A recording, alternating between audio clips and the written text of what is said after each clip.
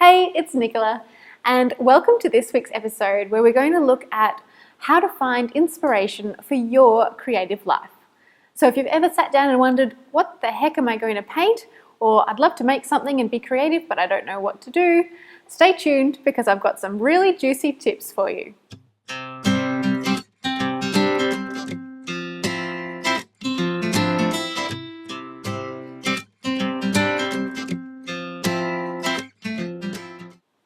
So I've been a practicing artist and consistently producing work for the last 16 years.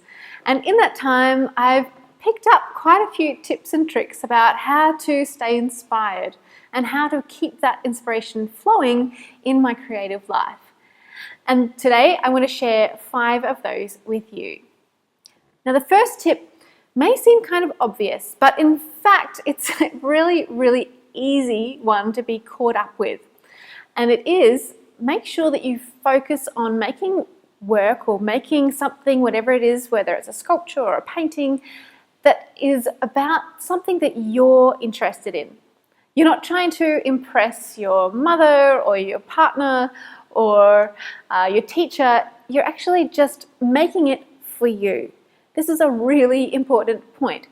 And when I got into university, I noticed this interesting thing happened where I'd been painting for a while at TAFE, and then I came into uni, and because I was surrounded by artists that I admired and people who I thought were above me, I started to slip into wanting to please them.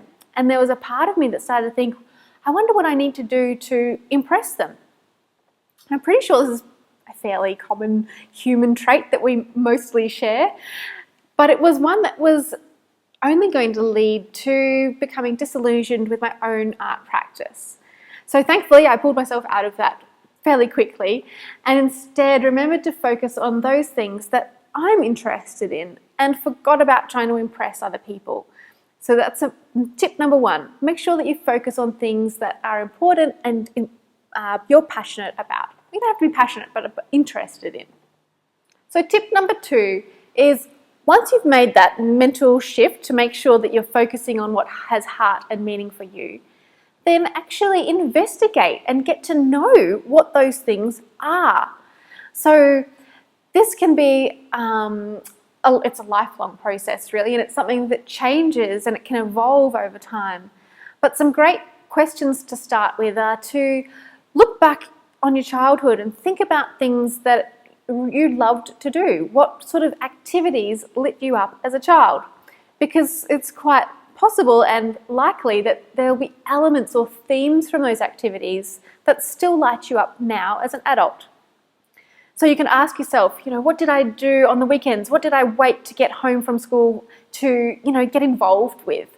For me, it was playing in the river that we lived on, and it was being outdoors and playing with the sand crabs and making sure that I was outside most of the time was a big part of my creative life as a kid. Next, you might like to move forward into your adult years and look back and think, what books have I loved? What movies have I loved?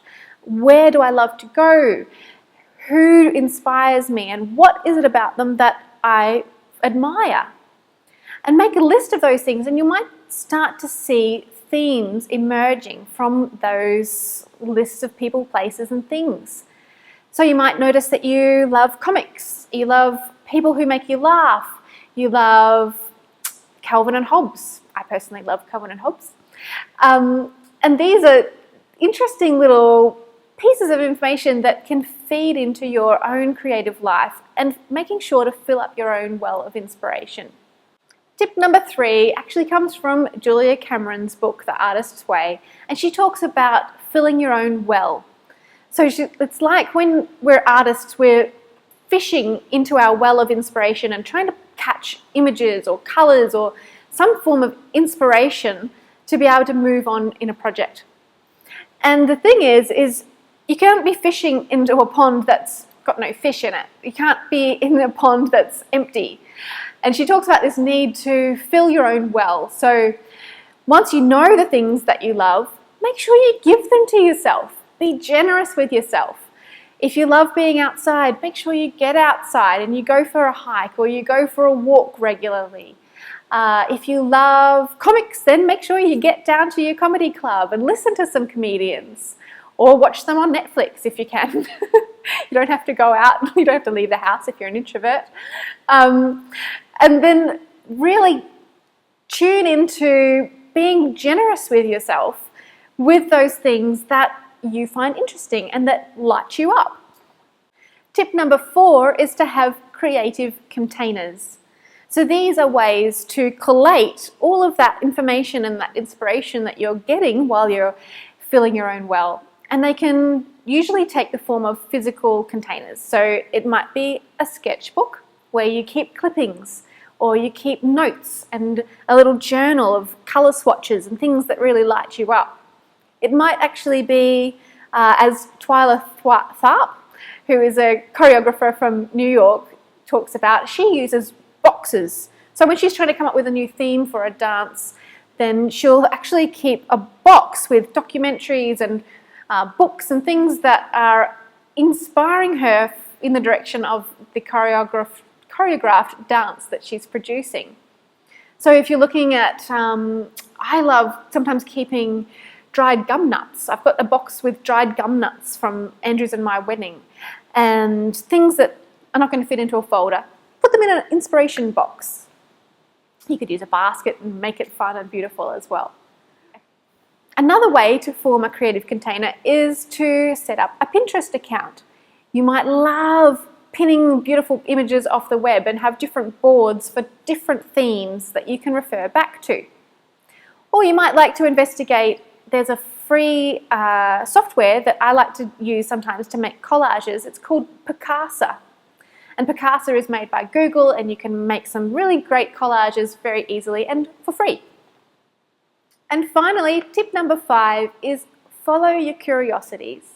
So what was interesting to you one day may evolve into something else, or it's layered on top of the information that you already have.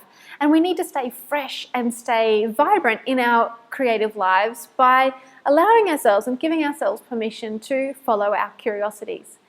So for me at the moment, I have this interest in pilgrims and pilgrimages, which I've allowed myself to investigate further by buying books about different pilgrims and things on that subject, so that I can learn a little bit more about it from the history and how people are using pilgrimage in the modern day. Now, I don't know how it's going to show up in my life, whether it might be for the business, or it could be for my painting practice, or it could be a combination of both. But certainly allowing myself to follow my curiosities, and if you do the same, you'll find that it sparks ideas and you've never run out of things that you can draw from to find inspiration in your creative life. So those are my 5 tips. I hope you found them useful. If you've enjoyed the video, please feel free to share it with your friends. And I'm wishing you a fantastic creative week.